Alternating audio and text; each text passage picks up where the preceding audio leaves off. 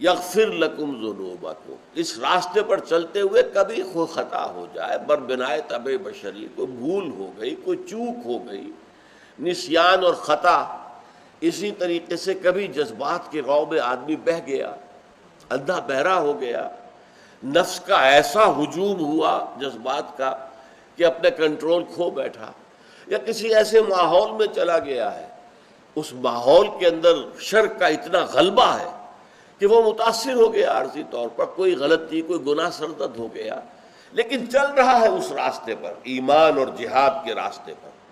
اگر اس راستے پر چل رہا ہے تو جہاں کہیں بھی قدم پھسل جائے گا، انسان گر جائے گا، فوراً کھڑا ہوگا، توبہ کرے گا اور اللہ اس کے گناہ کو معاف کر دے۔ پہلا تو اجر یہ ہوا تمہاری خطاؤں سے درگزر فرمائے گا۔ غفر کہتے ہیں ڈھانپ لینے کو، مغفر کہتے تھے خود کو، جو سر پر لوہے کی ٹوپی پہنی جاتی تھی، تلوار کا وار جو ہے سر پر پڑے تو جو ہے مؤثر نہ ہو، آج بھی ہوتی ہے تاکہ گولی جو ہے وہ آئے تو سر جو ہے اس پر نہ لگے۔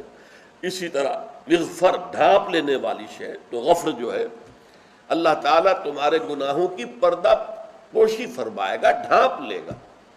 آخرت میں قیامت کے دن تمہیں رسوا نہیں کرے گا، تمہیں علی رؤوس الاشہاد جو ہے تمہاری رسوائی سے تمہیں بچا لے گا۔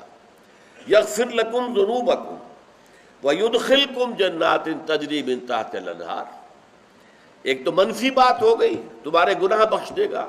مثبت کیا ہے؟ تمہیں ان باغات میں داخل کرے گا جن کے نیچے، یعنی جن کے دامن میں ندیاں بہتی ہوں گی۔ یہ اصل میں جو نیچرل گارڈن ہوتے تھے، ایک تو وہ ہے جو باغ لگائے انسان نے، اس میں تو وہ زمین کو جو ہے وہ لیول کرتا ہے، پھر پلان کرتا ہے، یہاں سے اس طرح کے بوٹے لگیں گے، اس خطے میں یہ بوٹے ہوں گے۔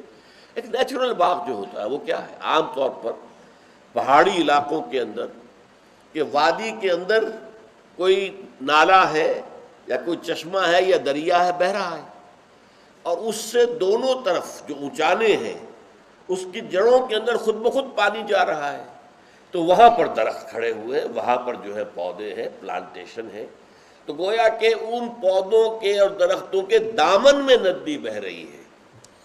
تو دامن جو ہے یہ ہے در حقیقت وہ چیز۔ یہ جو نیچے بہنے کا مطلب یہ نہیں ہے کہ ان باغات کے نیچے سے نہریں بہہ رہی ہوں گی، بلکہ یہ کہ ان کے دامن میں ندیاں بہتی ہوں گی۔ یغفر لکم ذنوبکم نمبر 1، ویدخلکم جنات تجری من تحت الانہار، اور نمبر 3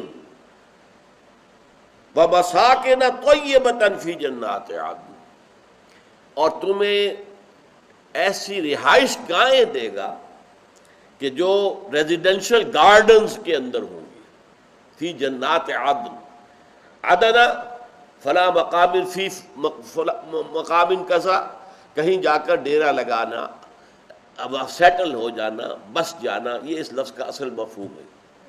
تو عدن جہاں پہ رہائش گاہیں تمہاری ہوں گی، مساکن طیبۃ فی جنات عدن، ان باغات میں ریزیڈینشل گارڈنز کے اندر بہترین تمہارے لیے رہائش گاہیں اللہ تعالیٰ فرمائے گا۔